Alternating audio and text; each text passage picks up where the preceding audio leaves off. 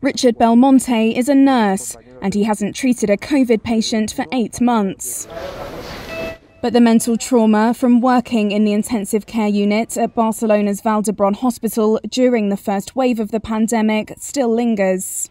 When I arrived at the COVID-19 ICU, my first sensation was fear of the unknown. I didn't know what I was facing.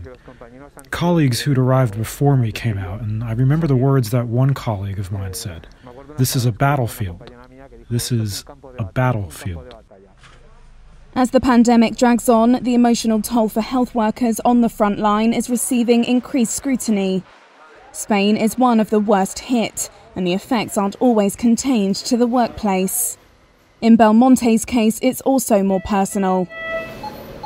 Not only was he forced to live away from his family to protect them from COVID-19, but both of his parents fell ill with the virus. For his dad, the disease was fatal. My mother and father were in the same room with COVID, and my father didn't make it. I'm angry. I couldn't take care of him because I'm a nurse. I like to take care of people, and I couldn't do it for my father.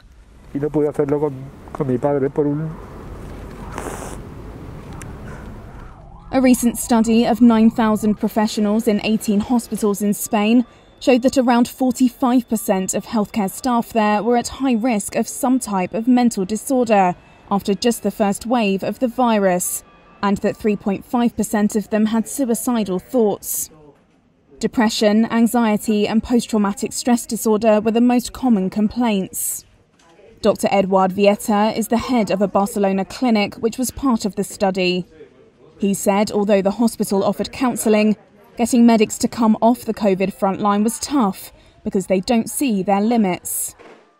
There are certain prejudices and difficulties for professionals and for people in general to admit that one has psychological problems because they're perceived as a weakness, as a personal fault, instead of admitting that it's a health problem like any other.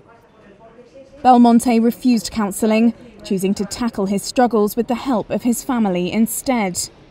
Despite everything, he says he would happily treat COVID patients in ICU in the future.